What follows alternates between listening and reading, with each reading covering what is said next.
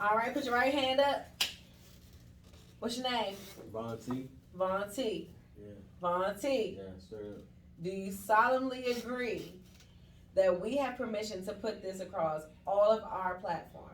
I solemnly agree that you have permission to put this across all of your platforms. All right. Is there anything that you do not want us to ask you about or to bring up? Nah.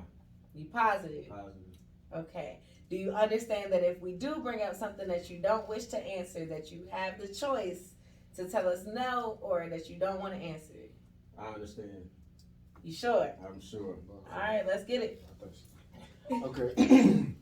Okay, literally is no pressure. I'm your host, Bangum Bug. It's your girl, Just K for real. And we got a special guest. Go ahead and introduce yourself. Go by the name Von T, TDO Von T, the hope of the streets. What's going on? Let's get it. What's up?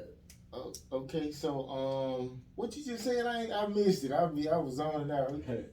TDO Von T, or Von T for short, but Von T, the hope of the streets. Okay, so I guess tell people where you're originally from. Yeah, so I'm originally born in California, Sacramento, West Side all day. My dad was military, former Army, retired.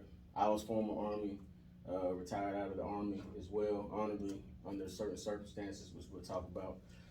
But yeah, I just had like the opportunity to be able to move around the United States and get exposure to a lot of different genres of music and a lot of other different people and cultures around the world. So I'm from, the West Coast, West Side, but I got it down south, I've been down here where got everything started at, down south, down to Georgia, So you did all your traveling like with the military?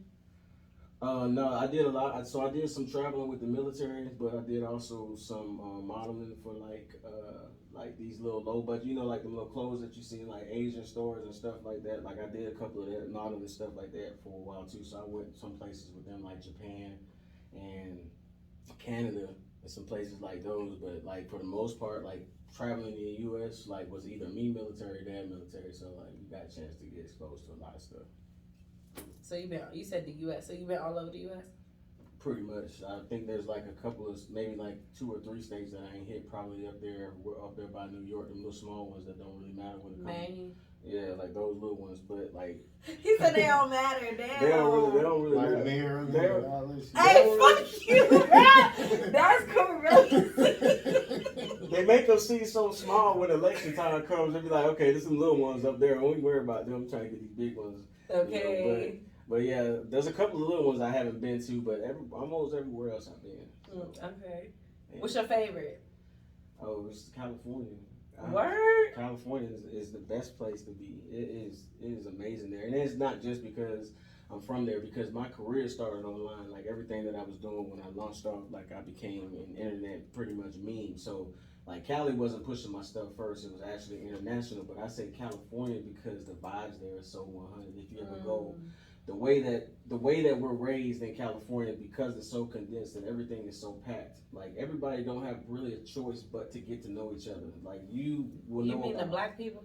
Yeah, like almost anybody now. Like and so that's why like everybody's so chill. I mean, smoke 420 all day, like every day, like up there. So everybody's just on a different wavelength. Say for instance, this is a perfect example, right? Like you catching a Lyft or an Uber. Okay, you jump in the car, the dude be like, where you going to, man? Like it might be a white dude. Where you going, man? I'll tell him I'm going here. What you got going on down there on my artist? For real? I got a friend that's an artist. Look, listen to this. And then he'll listen to it. Be like, you like that? Give me your card. I'm going to get in touch with him. He's going to be probably at that event too. So then you might meet up with him there just to go to a show later on that night. Then link up with some other folks. You might do 2 more shows. All that happens in the same day. So it's easier to network out there. So crazy. Yeah. The only thing I don't like about Cali is I feel like it's like a lot of self-loathing when it comes to black people out there. And I'm extremely pro-black. Like, yeah. What you mean by that? Like, all right, so my best friend is from Chicago, grew up in Georgia, but he moved to Cali. Him being in Cali, he interacts with a lot of black people who will refer to themselves as like less than because they're black. Or like they'll be like, oh, my nappy ass hair, and he'll be like, why are you talking about yourself like that? Or tell them to adjust the way that they think about their features and things like that. Versus like being in Oakland, because he lives by the bay. Yeah. Being in Oakland and stuff, he encounters, I feel like, more of our people and stuff. And it's some events that he'll go to and he'll be like, this was so dope. It was black. Like, he's excited versus, like, think about Atlanta versus Cali, right? Mm-hmm. He's excited because when he went to this event, he saw a bunch of black people doing their thing and within art, et cetera, et cetera. But versus Atlanta, that's normal. Cali, you got to find it, I feel like. Yeah. The opportunities, and I'm glad like you said it the way you did. The opportunities in California aren't as plentiful as they are in some places like the down south. From what I've seen, everybody down here carries himself like they're the most important person in the room at all times, no matter where I go down here.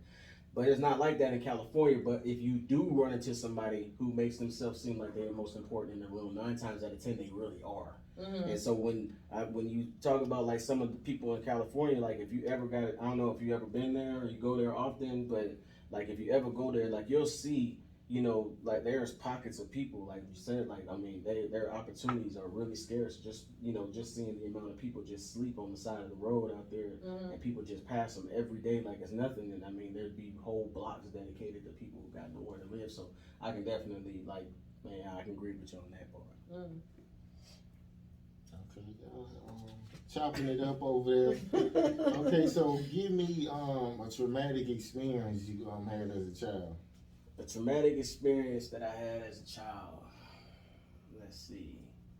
I think if I would have had, because I think everything that I've gone through is like I have a lot of horrible things. I think the most traumatic experience that I say that I would have was like realizing what happens to animals when they die. Like because like I'm not gonna lie, like I've had my crazy days. For somebody tell me something, I used to believe it until I had to experience it myself. So, I think the traumatic experience for me was when somebody told me that cats had 9 lives. And we had a cat that had a couple kittens, and I killed all 4 of them. I dumped their heads in water and killed all 4 of them cats, expecting to see them come back to life. And when I was told that wasn't gonna happen, that they are in cat heaven, wherever that might be at, that kind of fuck with me a little bit. But they say kids that kill animals be crazy. Dogs. I had a cousin. He ended up in prison for murder, but it's when people kill dogs. That's when they crazy. It's supposed to be specifically dogs. Yeah, serial killers too. They usually kill dogs. Serial killers kill birds too. I killed them for too. Birds? Oh, a lot of them. Yeah. So you can kill a person, you'll be straight. I mean, I was already deployed, so I've kind of already gone down that road before too. So I mean, but I try not to, what I'm saying, like I'm not crazy. First of all, it sounded like it. It did. I'm not crazy because like I value human life and so like I would never kill a person, but not unless like it came down to it. But like for like the animal stuff, like I think I was going through phases and stuff like that, like and then I finally got like learning. Yeah, I mean, so how many? But how many cat heads and bird heads and dog heads had to get dumped before you was like, oh, okay, people they die. This ain't right. Right. I don't really even know for real, cause like for me it was just fun at first, but then I had got, what I'm saying, like okay, their lives matter too, so I was like I'm gonna leave them alone. At what age? Probably like 20. No, probably like 13. So. When did you start? What the fuck? Yeah, that's going. Like 6 or 5. Probably like around 5. I think that's around the time they told me about them cats. That was a traumatic experience. I needed to explore that avenue a little bit more, I guess. This is a traumatic experience for me. Is it? I had a cousin, like I think this girl had like 3 abortions for him. He didn't see that as wrong, but then he was just like if you kill an animal or a bug, he was like, that's sad. Like, why you doing that? So it's kind of like fucked up how people think, like what's wrong and what's not. Like, I mean, was he thinking like it ain't alive yet, maybe? I don't know, but it's a life though. Like, you get what I'm saying? Nah, not until a certain point. Like if you got a whole baby in there and then you like, let's kill it now. I don't think they look at damn. it like that. That's what I think it is. I think before it's a whole baby, it's like it's just a possibility of a baby until you decide, nah. And how many months? I not at the point where it's like it's a baby. That's fucked up to kill it. Like you can see it. It looked like a baby or like something developing. When you know that. I don't know. I've never had no kids, so I don't know how to. I don't know that shit. But I ain't got none either. That's why I was when you know that you can't do it no more. When they got, I think 5 months is where they cut it off. Yeah, I feel like after like 2 months, if you go 2 months and you pregnant, like, and you don't want it, just get rid of that shit. What the fuck you gonna go to the 3rd month for? I feel like 2 is too long. I mean, no, 3 months is too long. You can kill it up to 5 months. I mean, that's the law, but slavery was legal. I mean, slavery's still legal, so that don't make it right. But me personally, I feel like 3 months. So if you don't tell him within them 3 months, 90 days. But what if he gonna get paid yet and like he gotta wait that 4th month? You better go get your sugar daddy. Or your you gotta madam. wait to it until it get bigger. Just hold on a little bit. She better have the other half, goddamn. Well, cover me until I get paid, and then I'll hit you back. Yeah, I mean, or whatever. Like, if you get it, you get it. If you don't, that baby gone. Oh. Either way, before it's grown. Man. Okay, let me switch it up. It was a USFL player. He was cut by the Pittsburgh Maulers because he wanted pizza instead of chicken. So what's like the worst excuse like a female that broke up with you? He was cut because he wanted pizza instead of chicken. Yeah, the coach was like, "Is that gonna be a problem?" He was like, "Well, yeah." And he called him in and was like, "Yeah, we gotta cut you because that was disrespectful." Oh wow. Basically, it was like wrongful termination type shit. But hell yeah. I'm sure he gonna sue. Oh well, yeah.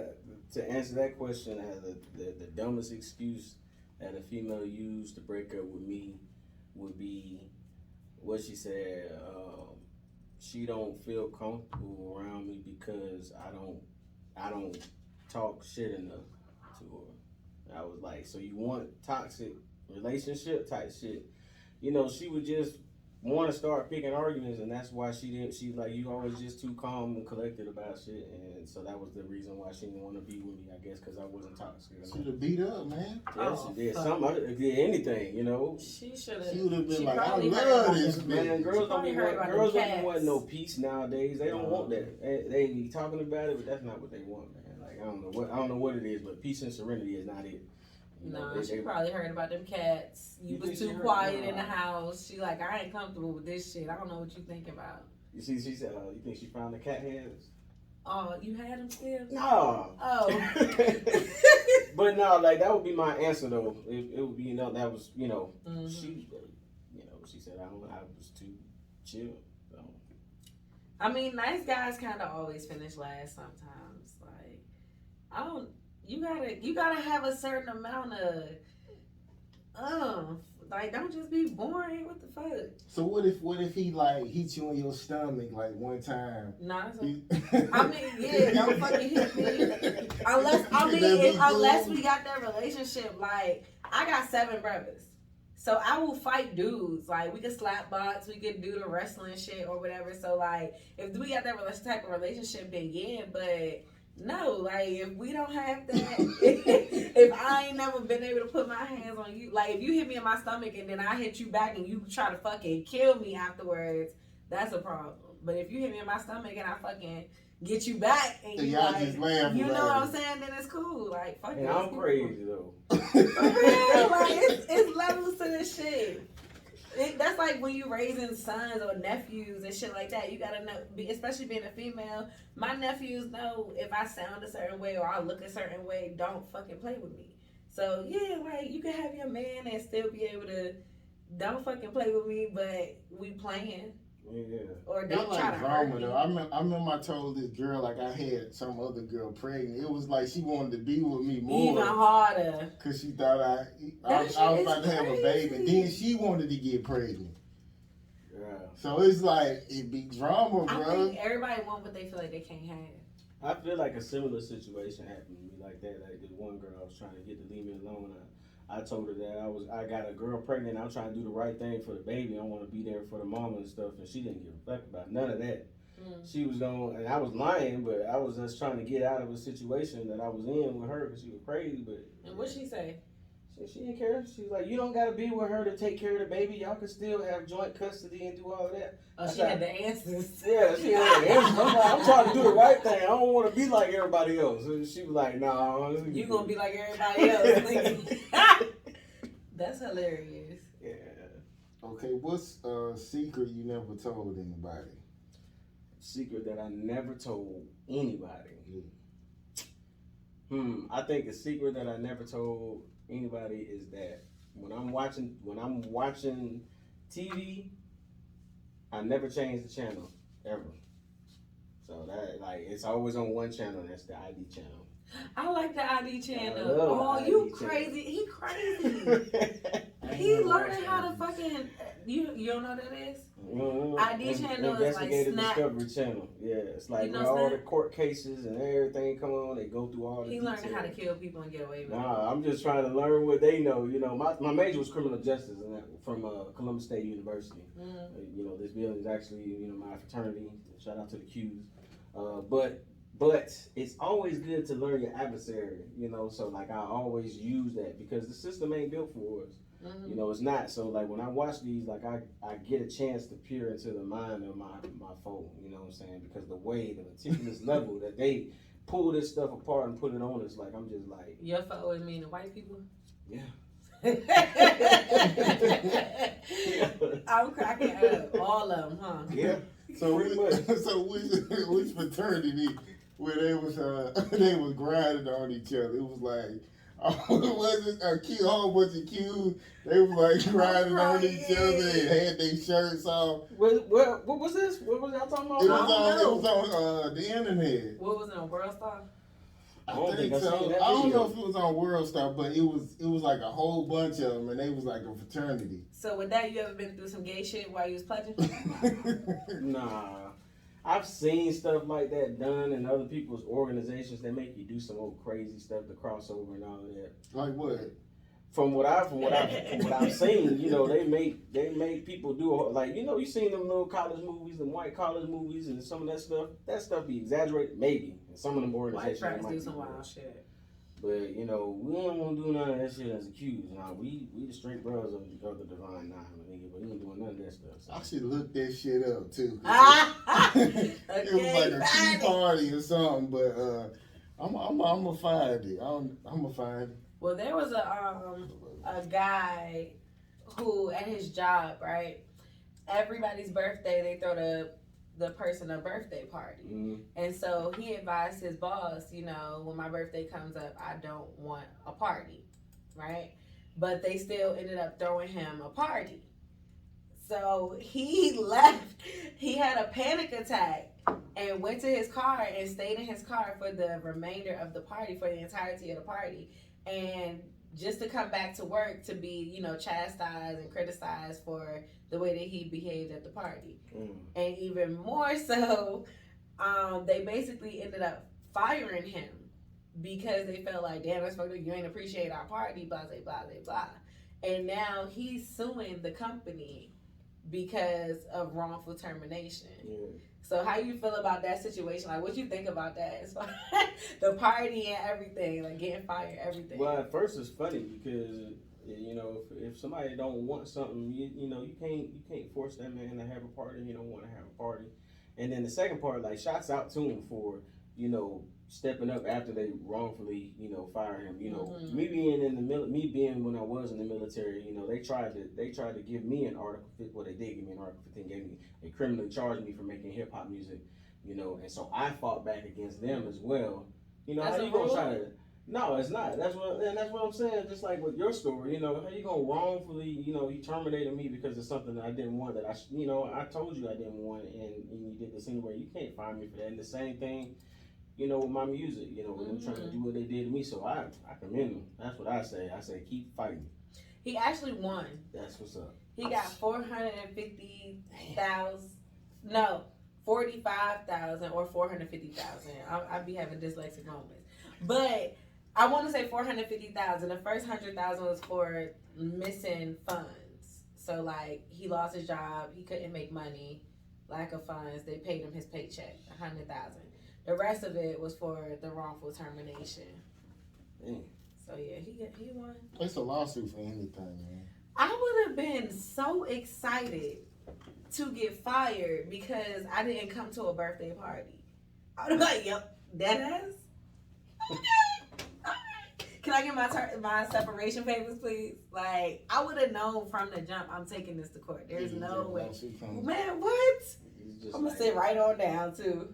I ain't doing nothing. I might go party for a little bit. And I was just chilling, wait. I be thinking about lawsuits now, but don't shit be happening now. It's on my mind to do it. Did y'all see the guy? Somebody at the job like touched his ass and he fell down and like was holding his knee. Oh, I ain't seen that. Where I be seeing these This videos just happened. from? It happened on Instagram. Yeah, I saw Instagram it. or YouTube. The dude was just standing there minding his business, and the dude came up behind him and like. You know how y'all shit is under there. Like, he went under there and, like, touched him. That nigga said, oh, and dropped to the ground holding his knee. I'm like, I would have ate that whole thing. Like, big case. Sexual harassment, assault, injury on the job, like, everything. And they caught it all on camera. Yeah, it was all on camera. But I remember I was delivering to a Walmart, and the guy didn't act like he was hurt, but it was a guy grabbed another dude's ass. Like, I was like, it made me want to throw up and shit. I ain't even say nothing. I just like, what the fuck? Why would he do that in front of me? It was like two He white probably dudes. wasn't thinking about you. Oh, Or they was trying to see what you was doing. I was delivering. I Oh. was delivering to I was working for Martin. They were contracted with Walmart, like delivering a load. And I was at the dock, and all the workers was back there, and they was just like, he just did it out the blue. Like, I was like, what the fuck? Okay, yeah. The video was they was walking around with their ass out, like just walking around with their ass cheek. Just you ain't never heard of this shit. Who is it? Who in the video? Q's. It's a whole bunch of Q's in the video. Oh, they was outside. Here you go. I feel like I seen Probate. this.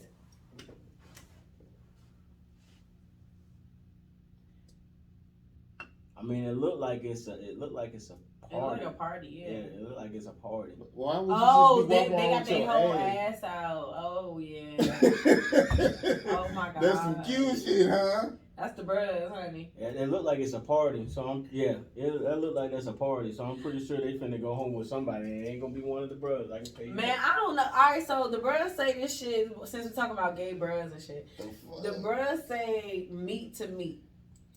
Do you think that's like the first time I had, like, we already discussed this? I'm a Zeta. I stroll, we got Chance, and she over there giggling. You talking about some devil shit. Go ahead. Meat to meat. That's what I'm like. When you hear that, what you think, bud? That sound fruity. Right? Some fruity shit. The first time I heard that, I was at a party, and so like the bros throw a party with the Kappas. It's like a 9/11 party or whatever, 1911 party. And yeah, so they in there yelling meat to meat, meat to meat, and I'm like, meat to what the fuck? That's crazy. Oh God, I'm like, is bitches going for this? Like y'all like this shit? They do. So you think that's like you think that's a straight phrase? I said the chant before, so I know it's. I figured he was finna defend this. Oh yeah, we just said the chant. I know it's on exactly what something. What's that mean? About. Meat to meat means exactly what it means. It means meat the motherfucking meat, man. Like it means meat to meat. We talking about, you know, for the ones that do that now, they ain't talking about no motherfucking rubbers. They talking about meat to meat. You know, straight up in after. They say that it means fucking raw. Yeah. Cause in the chant they say take that rubber off, meat to meat. That's but They need to change this. right, like I don't Change that. I don't agree with that shit at all. Like that's not giving man. Say meat. raw dog. What kind of connection do you what do you want them to say? What would be the appropriate slang? How about let's do that. Let's start right there. What would be the appropriate slang to say for that? I mean, to think about meat. Give to me another not slogan to know, that would sound good in the song. Not to think about what the appropriate slang would No be, but I know rubber, what's raw wrong. dog. Right. Take That the rubber off. Beat the cheeks. No, Beat that don't the sound. cheeks, That don't like- sound good. That don't sound Now, good. beat the cheek does got Right. a little ring No, to it. Right, like- Come on now. I didn't think of that. I If she didn't would have think of said, that. if she would have said initially, meet the cheeks, your ass would have automatically been thinking butt cheeks, and when you already had the But video now I'm right thinking here, dick and to with the dick. butt out, you would have been saying, okay, I know what meet the cheeks means. I'm saying meet the You would have cheeks said it. sound Don't say fruity. you would have said it. You would have said Meet it. the cheeks sound fruity now. I still would have said that. But So beat we in the a cheeks. lose-lose Beat the cheeks. situation. We in a Beat the lose-lose. We got a winner right here. Beat the cheeks. No. Run that up the flagpole. No, Tell you them can't. to- That's- that's- tell them to Because change that even shit. with the video that you showed me with the precognition that you have in your head about the saying at that video, even if she said beat the cheeks with the butt cheeks out, that's where your mind gonna go. Yeah, Well, why- I just think about That need, why would you even do that? You did that before? No, not that part. But I mean, the club scene. You know, when you go, if you ever come to one of our parties, outside of being invited back to the frat house, and trust me, it's gonna be the wildest, the best. Everybody says it, and nobody can deny it. Our parties are the best. The way that we throw them, we put them on. So shit just gets wild at those parties. They just get everybody drinking, and a lot of shit's going on. A lot of niggas Okay, yelling so- meet the meat and a lot of niggas with their ass out. Okay, so what could they do for you to be like, man, I'm denouncing that shit, bro. These niggas on some fruit booty shit. Like, what could they do for you to say that? I would never denounce my fraternity, and the reason why is because of the purposes of why I joined. You know, our forefathers of the fraternity and then the principles of what we stand by as for what the fraternity was really made for. So when you go back into the history and see where the organization was at when they first came out, I joined for the principles of that because we've been fighting for, you know, minorities and African Americans throughout history. Throughout history, we've been embedded our individuals who have been doing stuff. So, you know, a lot of new cats that's out here now that they do a lot of crazy stuff. You know, it hasn't been vetted through the old heads in the fraternity that's actually taking care of the business part of Omega Psi Phi. But at the same time, the young college kids, there's a difference between a Q and an Omega man. And while you're doing your college days, you're a Q, and sometimes it's time to cross over into being an Omega man. So that's where I'm at right now in my life. What's y'all principles? What, manhood, scholarship, uplift, perseverance. So we got 4 of them. So that's the 4 ones that we stand on right there. And so, you know, what we call our, you know, our pillars or whatever, then people can see that, you know. So that's what, you know, we stand for. You know, manhood, scholarship, perseverance, and uplift the community. Lift as we climb. So what's yours like? Scholarship, service, sisterhood, and final womanhood. And what's kind of like the whole purpose, or is it like? I mean, for joining the fraternity, like, what would you tell somebody? Like, what would be the benefit of joining one? So the benefit that I would tell them first is do your research, because a lot of organizations will tell you they're the best and they're supposed to. That's their organization. But I would say, like, if somebody was ever interested in joining, make sure that it falls in line with who you are as a person in the beginning. Like, don't let your organization dictate who you're gonna become. Be that person before you join the organization. Yeah. So that you can always be an addition to that organization and not the other way around, trying to find your identity within the organization, which I've seen some of those too. And I agree with them as well. A lot of them. Yeah. A lot of people join orgs just because they don't know who they are as a person. Usually, those end up becoming signals. He can leave. Actually, he can go. We're done. Thank y'all. He tried it. I'm trying my brothers, honey. Don't try it, because we trendsetters, but it is what it is. He tried it because they my brothers, but it is what it is. But to answer your question too, as far as like what you would tell somebody, the benefit of being a part of any organization is honestly networking. To be a part of any of these fraternities and sororities, these organizations are worldwide. I have sorors in Belgium and Abu Dhabi. I've been able to travel to Vegas just off of dropping a line like, yo, I'm about to be in Vegas. Who stay out here? and a Sigma connected me to a soror, and she was like, "Yo, I'm here." They picked me up from the airport. They housed me for my first night because I was meeting my friends for a birthday. But I got there a night before them. They picked me up from the airport. They housed me. They fed me. They took me to the store to get gifts for my best friend and took me where I needed to go, and I was safe. So it's a lot of opportunity to look at what we're doing. We're building businesses. If you really are into these organizations, you get a full blown audience. The first times I've ever gone viral was rapping about Zeta or rapping about Sigma, and these people watch the Yard, Greek Shenanigans. It's a bunch of pages that go hard for the Greek stuff. Texas Greek Picnic, Atlanta Greek Picnic. I've been on these platforms, and that was able to bring attention to my platform. So networking is a major thing. And you go into grad chapter, they got money because you have to pay money to be a part of these organizations. So you get into contact with these grad chapter people, and they fuck with you. Yo, bro, this is what I'm doing. They gonna do whatever they can to drop the line or to drop some funds into what you got going on. So it's a benefit when it comes to business. Well, do it for the show then. Like, Man, you and trying that's to say, hey. I have 50 pages. One of them is connected to the Greek shit, but I'm just not into it as much because when I did start a business, that's what separated me personally from Greek life because I felt like, damn, I started a t-shirt company. All we do as Greeks is nail you. And nobody was like, damn, let's go to K. Let's go to K. Right. They all in the chat like, yo, we need this for AGP. I'm like, nigga, I do this. Right. So when it wasn't a support for my business, I'm like, all right, well, I need to go fuck with people who going to support my pockets. Right. So, and that is a funny thing you say that because I kind of felt the same way, like, like all these years, like I have given, my undergrad years and doing a lot of stuff. Like a lot of people ask me, what I'm saying, like when they're holding events and stuff, if I got some stuff that's going on in my personal ventures, I'm on that before I'm on, my fraternity. Your organization should always be there for you anyway, according to how it's taught to us. So I feel like, especially with me going through the racial discrimination stuff that I was going through at first, I couldn't get in touch with anybody. All these organizations that was out there, plus my own, I'm reaching out to y'all for help. I'm trying to get my story out there. I need y'all to understand that I'm a brother and I'm going through some stuff. And, maybe they may have been too busy or maybe wasn't getting to the right people. But if you guys can't support what I'm going through right now, I understand that just means I got to push myself right now. So definitely. I start focusing on my shit too. So. Okay, let's go ahead and get into the military story, like kind of like break it down and what happened. Okay. Why people need to hear the story. Yeah, so I served 18 years in service, 18 years in the military, deployed to Iraq. I've been on single person missions, Korea.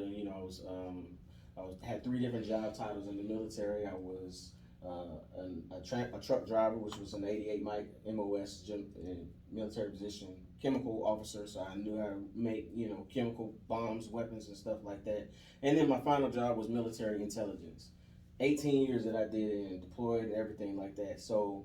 I've always been involved in entertainment. I always loved entertainment. It's always been my, I've been the class clown, kicked out, expelled, suspended, the whole 9. I was always getting in trouble and stuff like that. So entertainment's always been there. But I never let it go. And so, but when I grew up, I knew that bills were still going to come. I still had to have a way to pay bills. And so I broke down my philosophy into 3 different goal categories, in which was A, B, and C. B being the military, but my A was my dream goal, but I hadn't reached it yet. So I joined the military to substantiate the money that I needed to make to pay bills and still chase my A dream. C dream was like a regular job that I get if I just don't make it doing anything kind of thing. So with entertainment in the military, with music, I kind of kept that in the back burner. I was still doing that on my off time, not making any money or anything like that, but it's just something I like to do with my off time, not promoting it on posts or anything like that. I jumped out the porch, started doing my music when I felt like I was getting close to reaching my 20-year mark. So 2017 rolled around is when I opened my own music label, named it Symbiotic Music, started pushing my own stuff out. I dropped my first single in 2018 called The Plug. When I dropped The Plug, still serving in the military now, never had a single scratch on my record ever. There was no problem. Dropped my second single called Brands, there was no problem. I mean, they did their thing, and I submitted them to radio stations, they battled, whatnot. But knowing how the music industry moves in entertainment, I thought, knowing how this thing moves, I know I got a couple years before people gonna really find out about me. Mm-hmm. So, I got some time to work. While the time I'm working on my music, I'll just go ahead and finish out my time in the military, get my 20 years, get my retirement, and get out. But when I Turn Off the Lights with my third single, and it hit World Star. My music video hit World Star. Now all of a sudden I become a problem. Now because I'm getting these views and comments and soldiers like the music video and stuff. Now I'm getting pulled into the office. I'm getting, they trying to harass me and interrogate me and trying to bully me into taking my music off, threaten me with charges, which they actually did give me some charges. Got charged for making rap music and thinking that I was gonna let that sit and not go public with my story. They were crazy for that because I'm not married and I don't have kids. I ain't got no girlfriend or anything. I ain't got nothing but time. So y'all picked the right person today. So that's exactly what happened. You told me to take my music down and I said no, and so I got criminally charged for publicly appearing in a music video without proper approval or that brought discredit upon myself in the U.S. military. I got a charge for making money outside military proper approval, and then I got hit with disobeying a direct order to take my music video offline. First of all, that third one is illegal because, I'm not doing anything in my music video. Mm-hmm. It's a club song. It's not like I'm in there talking about fuck the military, if I pop you in your head, overthrow the government and had all kind of, army stuff all up in the video. I didn't even shoot near posts, you know what I'm saying? So for them to tell me that, I already knew that was unlawful. And then the second one, the first one that they dropped was, making money outside of proper approval or whatever. It's a hobby, the money I was making that and putting that back into my hobby in hopes of getting my name out there. And so when they did that, I took that charge and I went online and I went public. I went to the news stations and any podcast and any radio station that would listen to me. It ran me into to LaShawn. It ran me into a lot of these other people who have, been signing this petition that I got that's going on right now. And the petition is to make a change in Congress to create a safe space for, individuals in their creative field in our department and black communities, minority kids, because if we continue to let this stuff happen, it's gonna continue to happen. And that's kind of like why I champion, my fraternity, but shouts out to like all the fraternities and sororities that are out there, because there are so many individuals in my fraternity that have picked the same, battle, this same card of this, racial discrimination. And I'm glad. It's unfortunate that it happened to me, but I'm glad that the challenge and the burden has been laid upon me to do this, for everybody moving forward past me. Because I got out honorably. I retired. I'm good now. I got my benefits and everything, but it may not be that way for somebody else. And if I don't do nothing about it right now, who gonna do it? How long of a fight was that? I started fighting this fight started from them and us going through this since 2019. Until now? Until last month, where I retired. So, literally, like, I've been forged in the fight of, waking up and constantly under attack, whether that is getting called in for some old bullshit, getting counseled for something, taking screenshots of my Instagram, contacting my social media contacts, trying to contact YouTube and see who I'm talking to get stuff distributed. Like, every day I woke up, I was fighting. And that's, I'm so used to that now. Like, I'm still just now starting to break out of the paranoid stage of just looking at everybody as the op right now, because like I just came off the battlefield for years of battling these mobs, and then just now come back to civilian life. That's why like 420 is important to me today. So. I know that's right. Fired up. Okay, so I'm still there. Okay, so did you talk to a lawyer to try to get it like straightened out, and like what was like lawyers telling you? Yeah, so I had got a lawyer and everything. Like I had an appointed lawyer, a post lawyer, because I went through law officials around the state of Georgia. I went to the Atlanta bar just trying to find. Not in Georgia. Yeah, I went through and tried to find any lawyer. They would say, you have a case or something here, we just don't know military law, so we can't help you. So I got a lawyer, but she was the same rank as I was, and I was a captain. She was a captain. The people we going against, they colonels and generals. So of course she finna get bumped, And when she got bumped, I started to try to utilize the services that the post had to offer, maybe equal opportunity, maybe Freedom of Information Act. I tried to go through, abuse of power claims and all this. Everything got shut down. They actually stopped me from being able to use the legal assistance office. The representative in the legal assistance office told me straight up, I can't help you because it's a conflict of interest. Were they helping the other side? Was that? Were they helping the other side? It had to have been. Otherwise, why would it be a conflict of interest? I'm a soldier that's coming to the on-post legal assistance office. You're supposed to help me when I'm going through legal issues, and you literally telling me that your office can't help me because there's a conflict of interest. Of who? Who's getting protected against who here? You know. So how did you end up being able to retire? Through a lot of fighting and determination. They tried for the longest to deny me my medical benefits. They tried for the longest to, paint my image in a bad way. And I'm saying like anything from, giving me random urinalysis, trying to say, trying to mess with urinalysis, trying to say, see if you pop hot, or, trying to call me in for anything. His soldier won't cut his hair. His hair's a little bit too high. Give him. And so they were struggling to try to get a paper trail on me because, like I said, like 18 years in, before I got to that base, Fort Gordon, Augusta, Georgia, I had nothing on my record. It was completely clean. And so the reason why I was able to retire honorably is because when it came down to them trying to kick me out and me honorably retiring, there was not enough stuff on my record that's going to stop this soldier from retiring. It doesn't matter what y'all do because obviously there's an issue between you guys here, and that's not we're not gonna kick him out because everything was like this, and then all of a sudden he get here and it go like this. So it was like a waiting game. Yeah, like it was literally like they had their paperwork up at Big Army, looking at trying to kick me out, and then I had my medical retirement up there as well. So they had to came to a decision. They have to make a decision. They already seen that I did like 1 million interviews already, and I'm not afraid to go public with my story. And at this time, George Floyd had just passed away, and it just happened. I was already going through my situation before that. It would have looked really bad. It would look really bad on them had they went with the decision to kick me out as opposed to letting me retire. Because if they did, I know all of that would have just been a huge backlash. So somebody somewhere thought that maybe if they give me my retirement, maybe I might be quiet about this whole thing since he honorably retired. He'll just disappear. But I can't disappear because I can't do it just because it's not just for me at this point. It happened to me, but when it was happening to me, it happened to me. Now it happened for me. So I can do it and I can help somebody else out. Okay,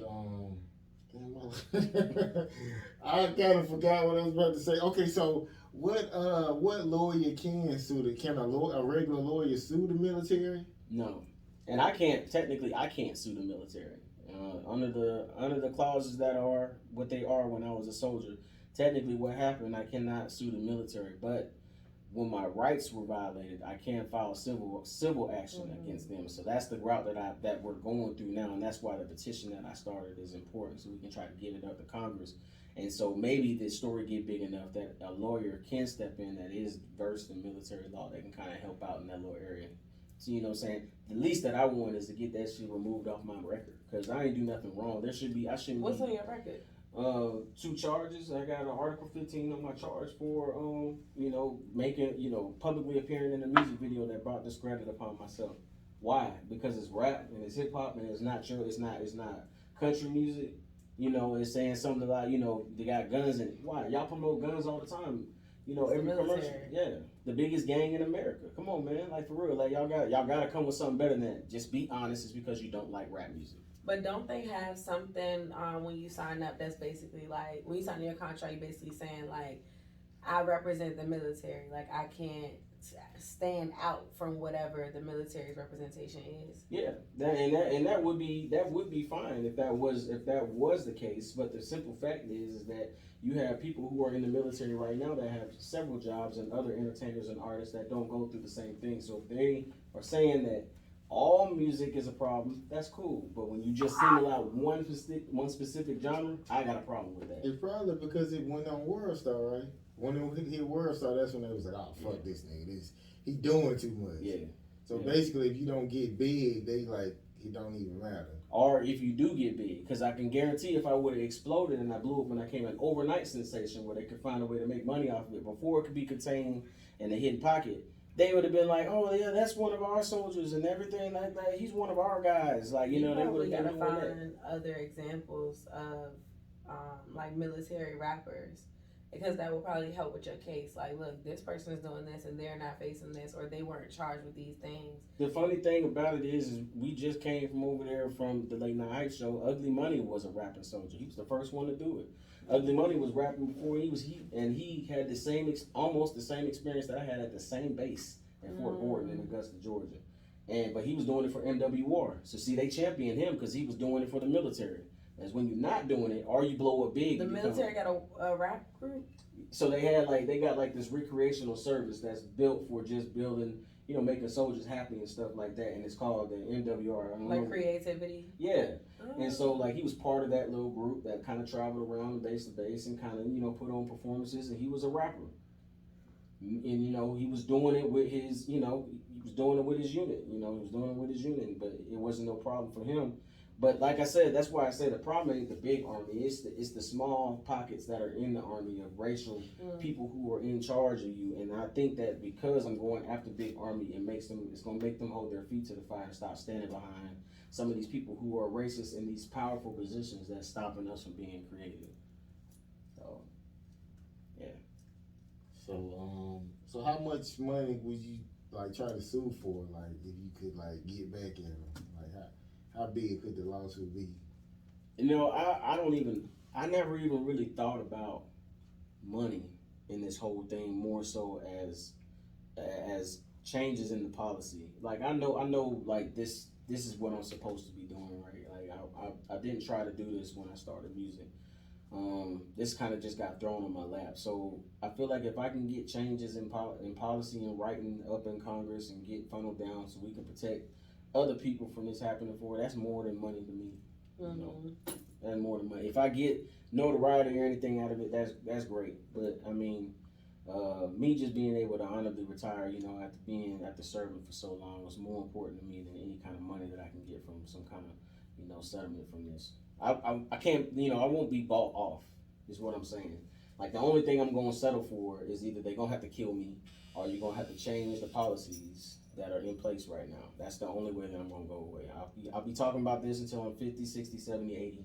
Don't kill him. We know he killed cats and shit, but just leave him alone. Maybe if you was a gay rapper or something, it would have that shit definitely would work. He was they picked it out because I'm gay. No, for real. What would it work, man? I'm telling you. Look, you can claim meat to meat. So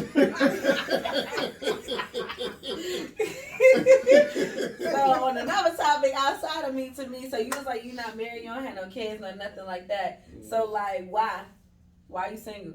Because I spent so much time chasing my dream, of what I thought was the American dream. However, the military itself is a job that just takes over your whole life. Every 3 years you got to go somewhere. Every meaningful relationship that I was ever in, I always put them first. I always put the Army first. And it stopped a lot of relationships. Girls who couldn't travel, or we weren't ready to talk about marriage, or I get deployed and she ended up cheating. That's usually how the story always ends, is with her cheating, not me. It's always the other way around. Military men be cheating like that. No, I'm gonna tell you, I get deployed, I come back, she cheating. I go off to training. We in college, I come back, she cheating. I go get deployed, I get stationed in Alaska, trying to get over here, find out she cheating. So it's always come back to that. But that's because also, I had put the military first. My career was first. I have to go here. This is what I want to do.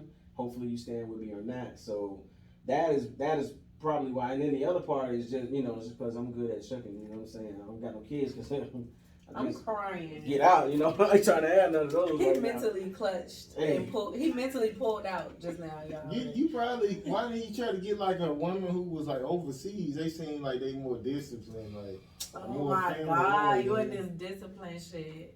Like what country though? Which one we talking about? And he negotiated. A poor ass country,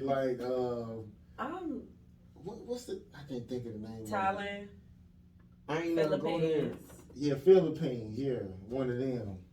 You see, I was in Korea, and the Koreans they had Filipino girls over there running whole houses over there.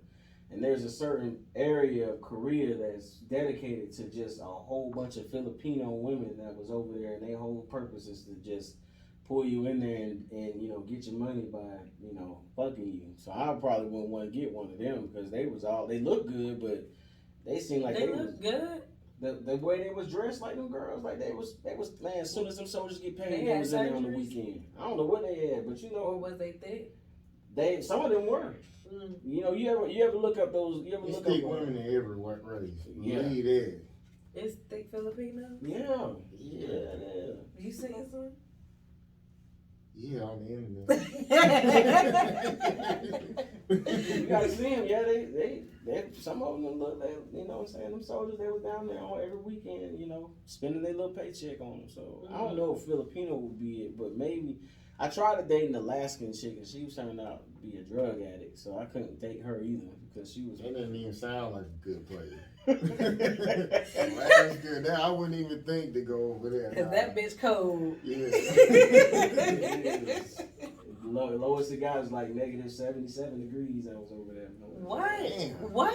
Negative 77 What happens? degrees. What happens at that temperature? Like, I was in Chicago and it was like negative 13 or something. They was having like a frostbite warning. Like the soldiers was on warning. They was losing limbs, ears and shit. Well, when it gets that cold, first the snow doesn't connect, so everything it looks dusty because when the snowflakes fall, they don't get a chance to form, so everything like baby powder over there. Yeah, you can throw water in the air and it'll freeze. like Yeah. powder. Yeah. And then it's hard for you to breathe. And if you go running or jogging, your like eyebrows and everything will freeze up. And if you touch it too soon, they'll fall apart.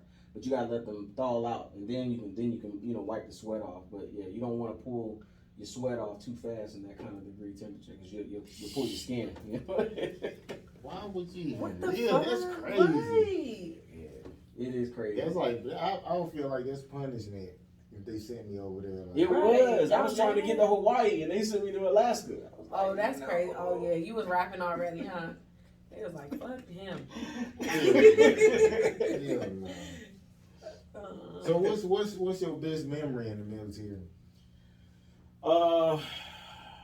I would say my best memory in the military would probably be like my college days. You know, like being at Columbus State University and being a reserve soldier and being an ROTC student at the same time. Like it was the best feeling was transitioning over from an enlisted soldier to an officer, but still going to the same unit as the people who were shitting on me when I was enlisted, but them having to call me sir. Like, oh, that was that was amazing because, you know, just being there and they used to, you know, E5 Sergeant Taylor, you know, I come in this bitch on the weekend now, I'm wearing cadet rank, you know what I'm saying? Yeah, I'm sir, I'm being in the back right here. Like, don't matter, you keep doing what you're doing, y'all good. I can say that now, you know what I'm saying? So I was like, y'all good, y'all keep talking, you don't have to stand at attention. All right, we good.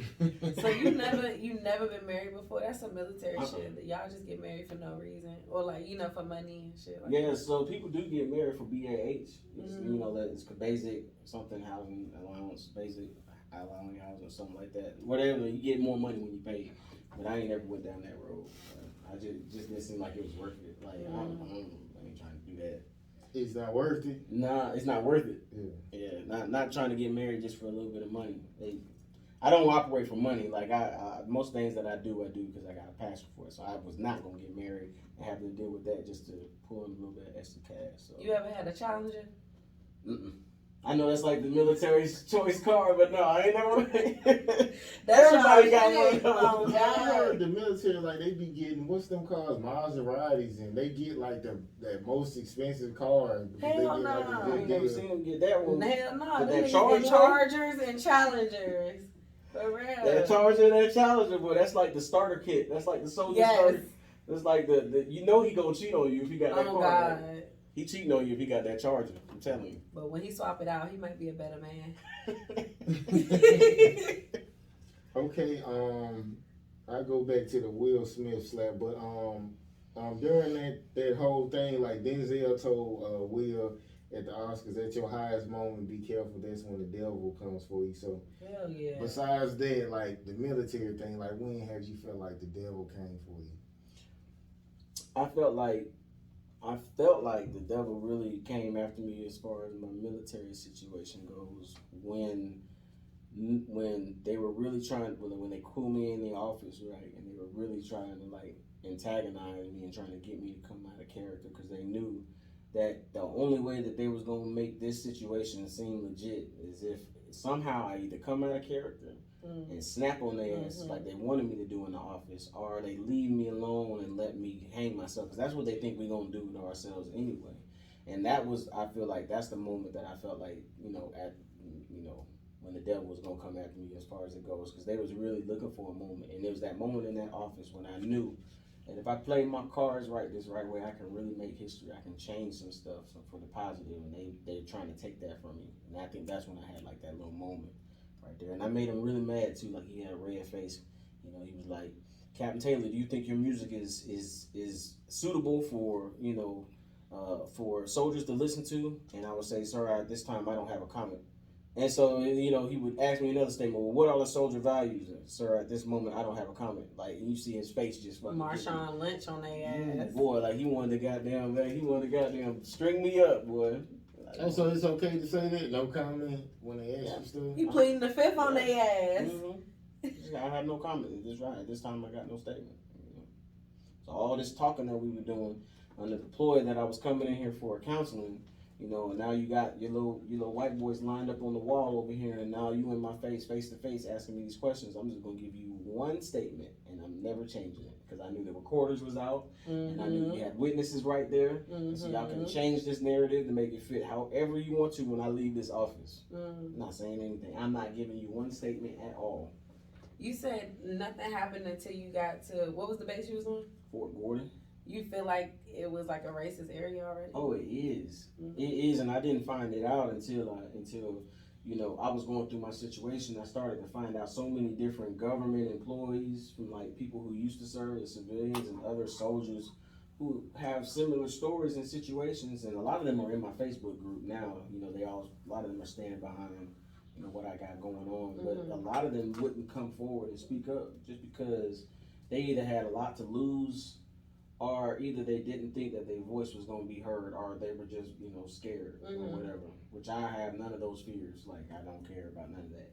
But they're definitely there. That base is definitely has a track record, a history of having some racist stuff going on. What county is that? Columbia County. Yeah. Out there in Augusta, Georgia. Out there in Augusta, Georgia. Okay, give me your most embarrassing moment. And who is your most embarrassing family member? Let's see. Okay, I'm gonna go with the first one. Well, I'm gonna go with the second one first. My most embarrassing family member would probably be one of my cousins, because, and I ain't gonna put his name out there, but you know who I'm talking about, because it don't matter where we're at, it don't matter what event is going on, he's always late, or he don't never show up, and it became a running joke, because it's just like, we already know they're either not gonna show up or they're gonna be late, so don't give them any part of the planning, because he ain't never gonna be on time, or he ain't never gonna be there. That's the worst your embarrassing person is. Yeah. Is late. That's lucky. No, is it? Hell I don't know if that's lucky. You could have been like, yeah, Uncle Lily always come out. He be farting at the dinner table. But that's funny though. Like, we do that all the time anyway. That's why.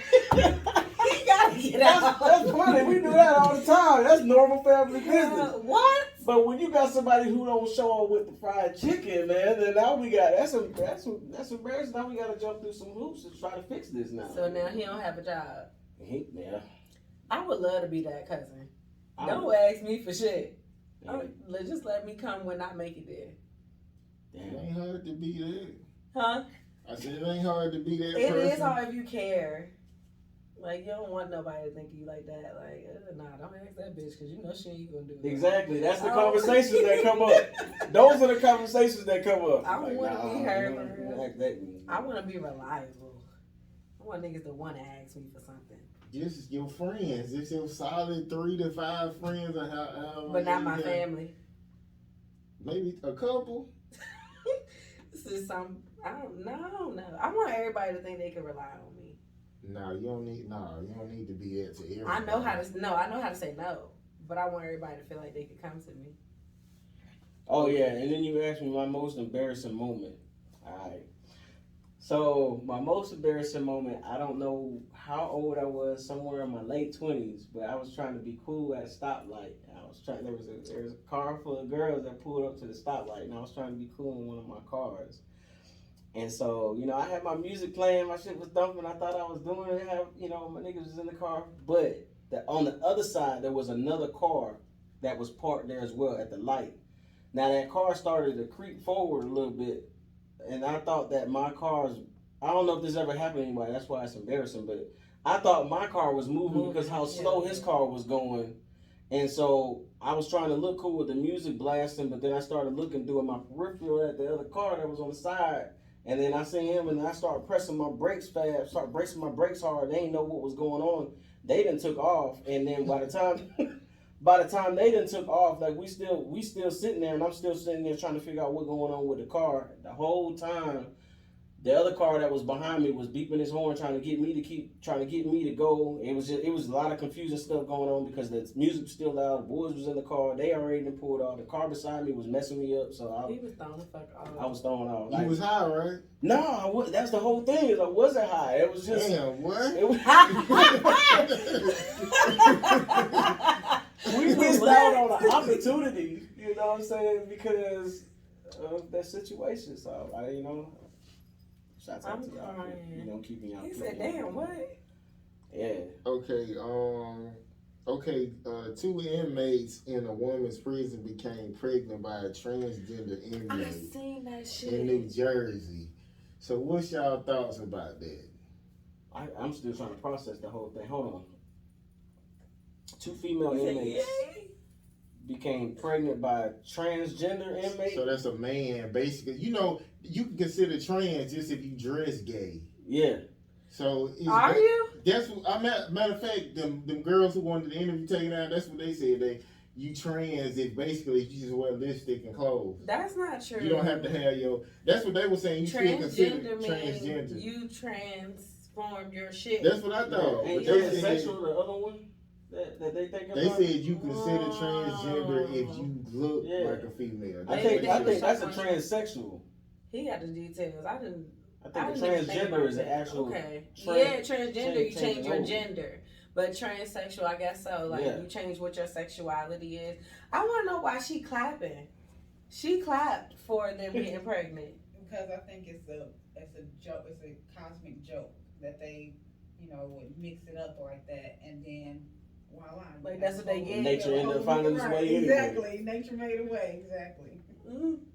Shit. So I guess even though if you gay, you don't even really like coochie when you just around it. I guess a dude motherfucker be like, well, fuck it, this all I got, so why not use it? Even though he really don't like girls, I guess. He probably still like it though. That's just like, how dudes think about girls that's gay. A lot of dudes who think about girls that's gay, they be like, oh, they just gay because something happened, or dudes playing them, so they just turn gay or something. Maybe some girls love coochie though. That's like their thing. Right, I agree. Like, that's weird. I don't know. What you think, Fran? The situation is so crazy. It's like, it seemed like nature done found a way to double back, because your body parts still gonna be your body parts. You know what I'm saying? Like they can try all that. They can try all that new stuff all they want to, but when you were locked up in that cell, I guess, you got the thing in your pants, the connecting pieces are there. You got all the pieces that need to be connected. So I feel like, y'all just did what y'all did naturally. It's natural. So I don't know. I don't know. Like, I don't like. Is that right? You think should a man be put in a woman's prison if he say no? What he said? If I say I identify as a woman, you got to put me in a woman's prison. Right, that's lit though for you. Yeah. Well, then I want to identify as a woman too. Right, at that point. Right. Yeah. That's lit for you. Like, how did that even happen? Because if you trans, you're not supposed to have a dick no more. So to get into a woman's prison with a penis, That's what the girl said. She said, and now they pregnant. So you consider that if you basically look like a girl. that is really weird, and I don't think they was gay. So I guess they would know. Like, you know what I'm saying? I mean, maybe, but I'm just thinking about like, could I fuck a tranny? I mean, it's either that or it's gonna be another girl. I'll probably fuck a bitch before I fuck a tranny. But they got the tools though. All he got to do is take all this, wipe his face off, and he look like a dude, basically. Yeah. But what's weird? Like, if a dude like cross dresses all the time, I could see it in his face. Cause I remember it was a guy. He kept posting shit. And I was like, this nigga look gay. It looked like he dressed like a girl. Then soon enough, I seen on my timeline he dressed like a girl. Like, I seen it just by how his face looked. So I don't think so. I feel like, leave me alone, or I'm gonna fuck a bitch in here. But I don't see that happening. Right? That shit is crazy. But it's clutch at the same time. Like, it's throwing me off. My mind is like both sides. It's clutch if you are horny and you need some dick. Cause then it's like, damn, Dick just got in the jail. Right. So Dick is here. Like, so if he spit the game the right way, he might be out. He ain't even gotta spit the game. If you want some dick, Dick just want. There's one dick in the jail. He's the only one. He's the chosen one. Well, the guards be fucking. I mean, yeah, that's definitely true. But I mean, that nigga ain't you ain't gotta sneak or nothing. Like, that's your cellmate. Yeah. Dick is in this joint. Like, that's crazy. Dick in here. Dick has arrived. Okay, no, for real. That's how you walking in. Like, that's how I'm walking in there. Dick has arrived. Especially if y'all claim to be females and y'all get in the female jail. Dick has arrived. No, this shit probably won't work for us. How do you get away with it? I identify as a woman, but it's only right now. You pre-op. Put on some lipstick and And put get your locked shit in up. a ponytail. Y'all give me an idea. If I ever get arrested and they give me some time before I go, I'm gonna start transit. You gotta start being like that. Yeah. As soon as they arrest you, hey. I'm gonna, hey, if I get convicted, y'all send me away. You know where I'm going, right? Okay, let's play off of it. They said, we believe you, but you gotta do one thing. Oh, what's that? They can't. I say that's against my religion. I don't do that. That's another lawsuit. We want to see a proof of you kissing a man or you kissing a man right here. What you gonna do? We don't do public displays of affection. We don't kiss and tell. I'll say some shit like that. I'm crying. You claiming the military and transgender? I'm crying. Not don't ask, don't tell, right? That used to be. It's way now, yeah. Mm-hmm. That used to be a thing. That's why the lesbians and the gays, they got such a powerful movement, within the military, because they repelled that don't ask, don't tell. That's not a thing anymore. But it used to be. You was gay, you got to keep that shit in the closet. I actually was serving when that policy was still in place. And there was a gay guy in my basic training. We all knew he was gay, but he couldn't say he was gay. But we knew he was gay. How you doing? You can just tell the way he walked, and the way they. Are you switching? Yeah, the way they switch, and the way that he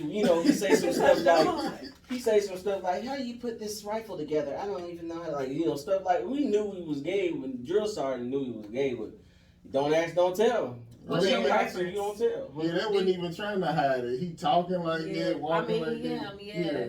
But what's your preference? Like, do you feel like it should be something that's hit? Do you feel like it's something that's relevant? What's that? Your sexuality. I don't really care personally about none of that stuff. As long as they ain't identify themselves as animals, like these folks been trying to do, and just have reasons to be disgusting. Like that's what I care about. Like people identifying as animals. Yeah, yes, a whole bunch of stories and people identifying themselves as dogs and cats now. I want to be a dog. Oh boy. No, don't be a dog. People treat dogs better than us. They doing it for sexual purposes. But I mean, I ain't got a fucking dog or nothing. But like, people treat dogs better than us. Well, damn near, yeah. You feel me, Michael Vick? Yeah, you getting locked up if you hurt a dog. You feel me? So if they hurt me, I want their ass to get hurt. But then they'll be like, that's a nigga dog. Don't even treat her the same way. gonna be identified as a dog, and they gonna have you chained up in the backyard to a tree. That's Oh, where you gonna be shit. at. You're not going to them white homes. Oh, y'all, I saw a movie, right? This movie, I don't even know what my question is yet, but I'm gonna just tell y'all about it. Y'all just bounce off of it. The movie was about immigrants, illegal immigrants. I think it was based in Florida. So, along the borders or whatever, we have problems, a bunch of them. Like the way that we see homeless people in Atlanta, you see immigrants in these other cities. So there was a white couple, they would pick up the workers. You go to Home Depot, you got the Mexicans, they gonna do your work for you, they ready. So they would pick up these illegal immigrants to go do work, but then when they get to the crib, it's like a plantation basically. It's a electric fence around the whole thing. They got them doing work, but then they got them sitting out there all day, so they waiting for their money and shit, and they like, well, what the fuck going on? Just to find out later on, like, damn, we a slave now. Really a slave. You a slave. There's nothing you can do. You can't call the cops. You can't call the ambulance, nothing, because you illegal. So you either gonna go to jail or fucking escape, right? So these guys, it was, like I said, a woman, it's a couple. It's a lady and a guy, but the lady is there from the beginning. I just feel like this is unrealistic, and I don't know, tell me your opinion. It's like 4 dudes, grown men.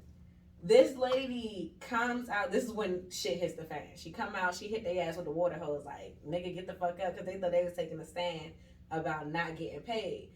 And now they realize, damn, we really trapped or whatever. They didn't beat her ass. They didn't like try to rebel at all the way till they got to the point where somebody is now there with a gun.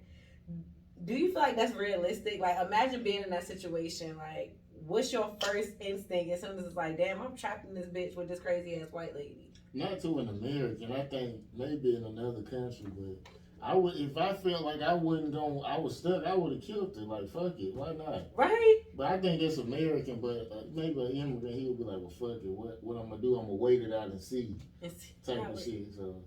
What about you? It sounded like they was already a slave in their mind. Like, that's what, and you know what I'm saying? That's the only, for me, it sounds like that's what was keeping them there, because when we think about slavery as the concept of it anyway, that's what it is. It's not really you personally, physically being a slave, more so than the control they had over you. So I feel like she must have had some kind of goddamn control, where they felt powerless anyway. Like, that's what it sounded like to me. That was a major point in the movie. Like, was it? Yeah, like one of the guys, no matter what was happening, he's like, well, just do this.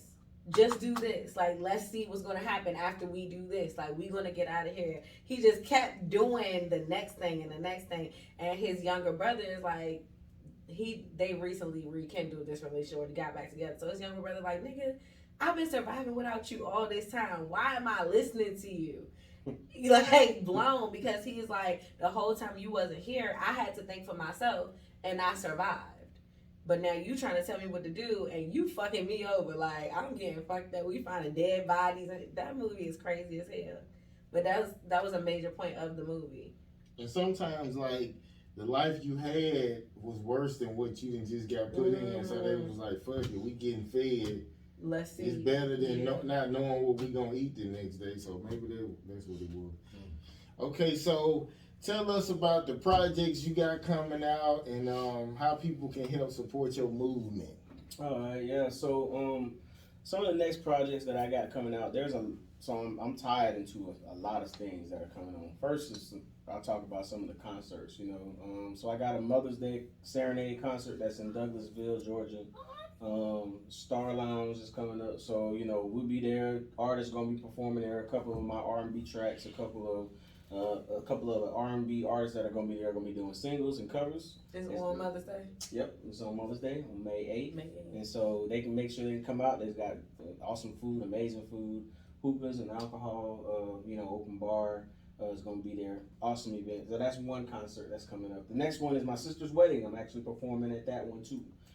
That's May 27th. That's the next one that I'm gonna be at. Another R&B showcase. We're gonna have a couple artists that are gonna be doing out there. The invitation is open. Y'all can come there if you want to. To the wedding? Yeah, you can come to the wedding. Just let me know you She want to having a big ass wedding, huh? It's in Phoenix City, Alabama. I don't know how big it can get, but Okay. But- That's why but anybody we can come. But we will feed you. You know, there's gonna be a lot of food out there and I love everything. We that. got enough food that's gonna feed 150 folks. So you know, you can come out there and enjoy the show and the wedding and stuff like that. The next thing is the Drop TV show in Atlanta, Georgia. I'll be a member on that. I'll be one of the competing members for the $50,000 cash. Yes. So Drop TV, iWorks TV. You know, you can follow them on iDrops TV, you know, or iWorks TV 2, you know, on Instagram. So you can follow all the movement that's going on with the TV show. It's supposed to be you know, coming out, probably rivaling one of the hottest new TV shows, reality shows coming out. So I'm looking forward to people bringing the energy. I got a chance to meet a couple of them, so that's what's up with there. And then I'm also playing, like I was telling her before, you know, I'm also in a TV show series in California called Betrayal. TV show we're gonna start filming. We just got a new budget rolled out for that film. You know, we shot 2 episodes on it already. Those are already out. But now that, you know, my videographer, you know, the production manager, he got his money together, we gonna start working again and filming some more episodes. So, you know, people who was tuned into what happened on Betrayal, those first 2 episodes, they can just, you know, take a look at that. And then my single that's out right now is called Lit. It's number 23 right now on iTunes. You know, right between Lil Durk and Kanye West. You know, you look up Lit. The volume's called Indie in a Major Way. My single Lit is out, and trust me, like it's gonna be a summer bang. It's already been moving like numbers.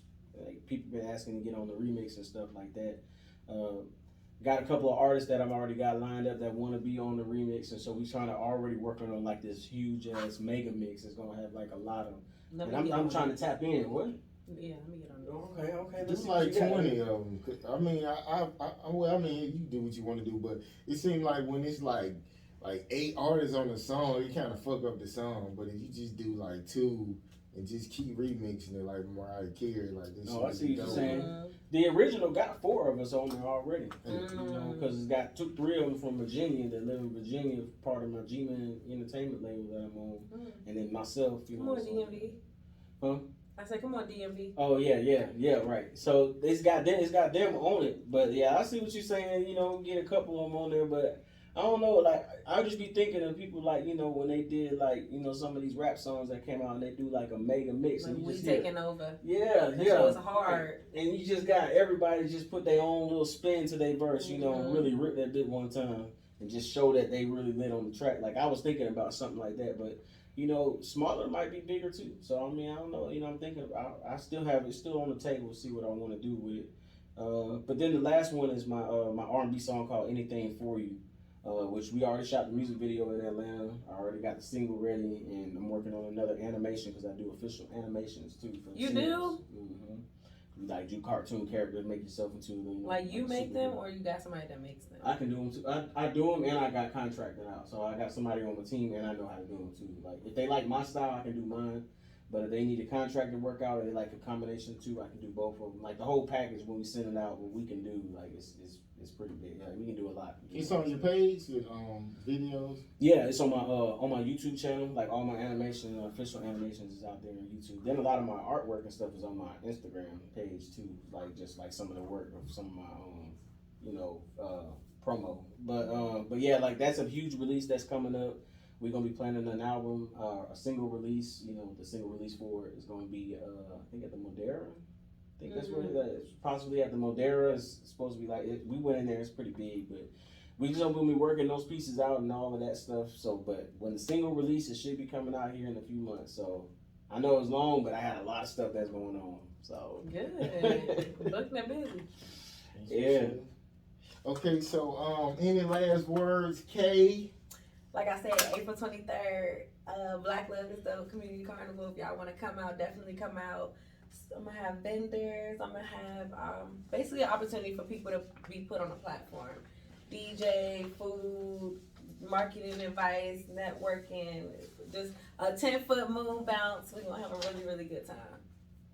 Okay, I ain't even get to ask. Like I had like 80% of my questions I ain't even asked. Right. That's a good thing. I'll just use them next week. But literally, damn. Today, I've been stuttering the whole show. It's because it's 420. He high, y'all.